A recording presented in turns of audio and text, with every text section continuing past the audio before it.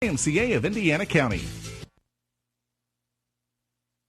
Information presented on this program is believed to be factual and up to date, but we do not guarantee its accuracy, and it should not be regarded as a complete analysis of the subjects discussed. Discussions and answers to questions do not involve the rendering of personalized investment advice, but are limited to the dissemination of general information. A professional advisor should be consulted before implementing any of the options presented. Encompass More Asset Management is registered as an investment advisor with the SEC and only transacts business in states where it is properly registered or is excluded or exempted from registration requirements. Registration with the SEC does not imply a certain level of skill or training. And the boys are here. Clinton Smith, Galen, Bargerstock. It's time for another installment of whatever it is that you guys do. GCES. GCES, helping us to understand retirements and retirement savings, setting up your life, not just retirement, but living your life now and saving for the future as well. Guys, good morning. Good morning. Good morning. It's good to have you both with us. We were talking with Marshall Criswell in our last segment, as a matter of fact, about setting up for long-term care. That's a part of the financial picture, isn't it? Yeah, we've had a lot of people. Long-term care, I would say, was a little bit more popular a couple years ago. I don't know that we use it as much recently. Not too much. I mean, originally, I kind of started in long-term care. I was a marketer, so I had to learn long-term care, help agents pick the products that were appropriate. But 2008, when the economy went bad, a lot of the long-term care companies went out of business. So long-term care on its own is kind of thing of the past. Yeah, and when you say long-term care, you're talking financing for long-term care. The actual policy standalone for long-term care, correct. So people are doing it differently now than maybe they were 10 or 15 years ago? At least I do. I mean, I guide people in the way that they can have long-term care protection with products that they were already going to need. So kind of build it in what already exists. Yeah, well, that's a great structure, though, isn't it? Yeah, kind of like the guaranteed income rider that we've talked about before, where you get an annuity, but you want to add this extra bell or this extra whistle onto the annuity. So people that take their money that they've saved their whole life, $200,000, $300,000, $100,000, whatever it is, roll that into a new annuity product, and then that has the rider on it or an add-on extra bell or whistle, for an easier term. And that's where you can add on long-term care. You can also add on the guaranteed income. And that's how you're doing it now, right? Yeah, between annuities or also life insurance policies are big with long-term care riders as well. It's interesting, the segments that we have lined up this morning, because after you, gentlemen, coming up at 8:45, we're talking with someone from Fox about how young people are living their lives now and not really paying all that much attention to saving for retirement, because somebody in their 20s isn't thinking about that. But one or two things that they can do financially now really going to help them down the road. That's what you guys are all about. Yeah. I mean, you would think, I'm 39. We just went to a wedding over the weekend, and all of his cousins and everyone's kids are like juniors in high school now. Yeah. So we came home and we're sitting at Sheets yesterday, and I look over and I'm like, man, we're getting old. Yeah. So it happens before you know it. So, you really should start saving before you get into your 30s, because once you hit 30, next thing you know, you're at 40, and then retirement's literally right around the corner. You're just falling apart, Clint. Yeah. Right. All right. Okay. So with that as our foundation here this morning, we move forward. There are terms out there that we don't understand.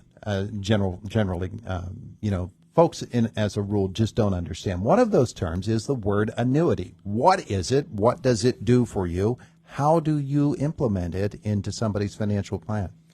Well, I mean, if you're talking about retirement, usually it's coming from an IRA. So an annuity is when an insurance company is holding an IRA, if that's what you're rolling it into. So the insurance company is the one that's insuring your money.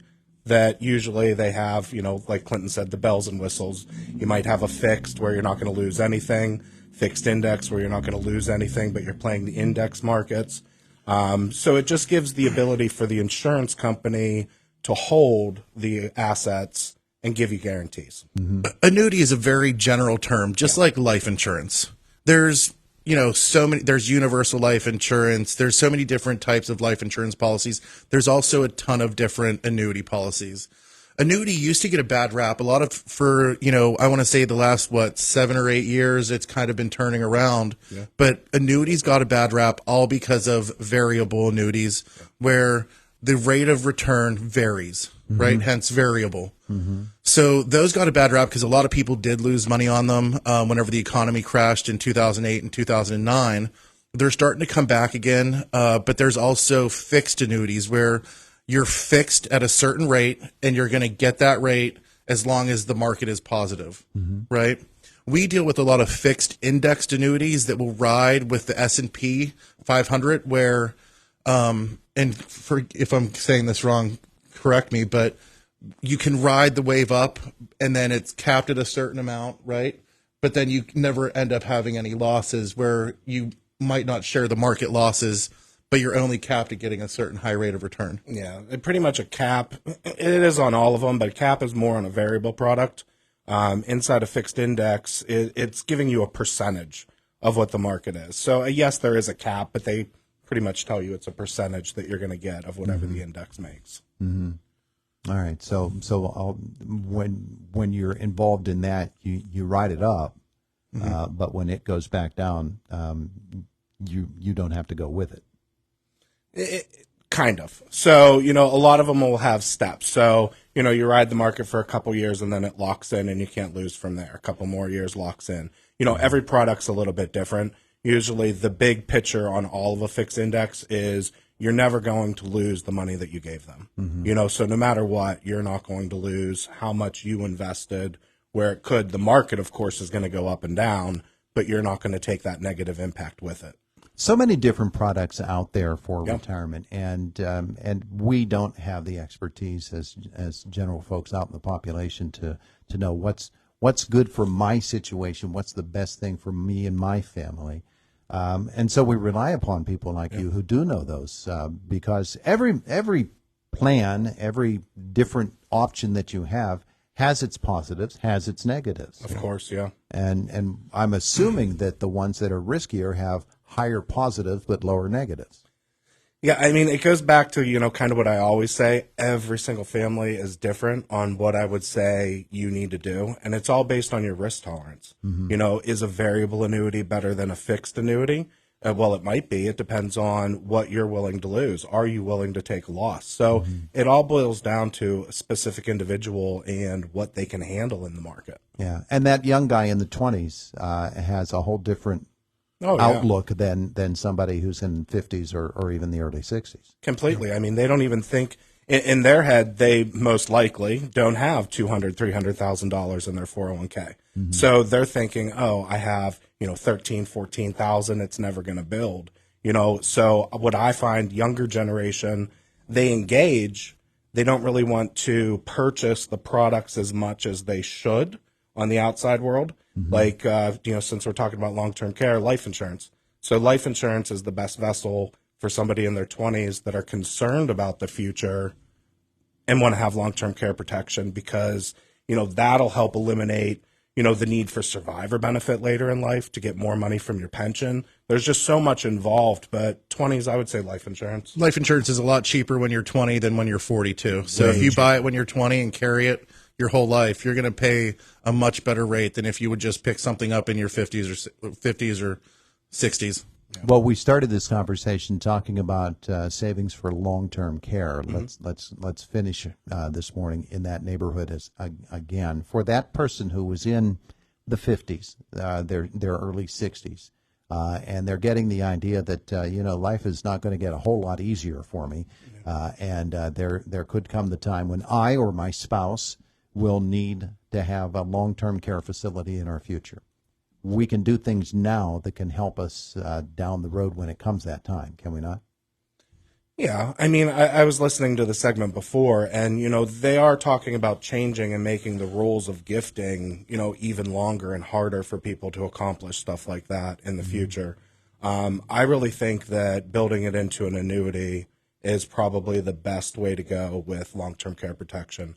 Number one, the area that we live in, long-term care, yeah, it's a need, but we have a lot more families taking care of each other here than in other parts of the country. So I think the what if you might need that, and having it as a rider to give you the ability to have a little bit of protection if you need it, but not have to pay an arm and a leg, for something that you might never use. Yeah. We look at it a lot like cancer insurance, disability insurance. There is a chance that you might have to use the disability insurance, but a lot of times people pay for it, never use it. Disability insurance even is a lot of times it's hard for people to actually get the claim to go through. If your doctor looked at your heart 2 years ago and, just checked up on it, that would still be a qualifying event for a pre-existing condition where you're paying for disability insurance. You might not even be eligible to claim anything on it if you've seen the doctor about that.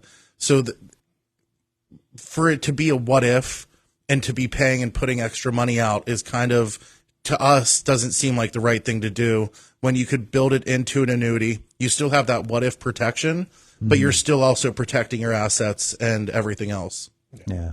Well, there's a lot to consider when you think about all of this, and certainly you at GCES are going to help people to figure that out. Once again, Galen, we think about our initial consultation with you and sitting down across the table from you to discuss, where am I now and how can I get to where I want to be? Yeah. And you make that a very easy process. I make it easy. I mean, it's a conversation because really I need to know what you want for me to tell you what's out there available for you to get. Because, over the years I've just learned so many different avenues and ways to approach a different scenario that I really need to know what you got and what your goals are. That's what it boils down to. Yeah, it's not as complicated when you look at it that way as we might think. If we try to do it ourselves, it'll be plenty complicated. Yeah. I think a lot of times when we sit down with people, they don't even know what they want. Yeah. Because they don't even know what they really have. And then once we explain to them, this is what you have right now, like where do you want to go? Like what, and even it goes with lifestyle, health, family. There's so many different variables that go into effect with each family's retirement that people that are trying to do it themselves, you have no experience. Galen has 12 years of experience, or 14. I don't even know. It goes so fast because I'm 39, but he knows all of those different tricks and different things to do to help each different family manipulate the situation and get what they want. Yeah, and I think in the long term, we think everybody thinks that catastrophe is going to come, and once catastrophe comes, no amount of planning will help me with that. But you're there to ease those concerns as well. So how does somebody do it? What should they be doing right now in order to sit down across from Galen and talk about this, Clinton? So you can give us a call, 724-915-0000. You can visit us at gces.us online. You can find us on Facebook under GCES, or you can just stop in our office at 1780 Philadelphia Street. Someone's there 9 to 5. Guys, thanks so much. Hey, thanks for having me. Thank you. It is the voice of Indiana County. It's WCCS 101.1 FM, AM 1160, and WCCSradio.com.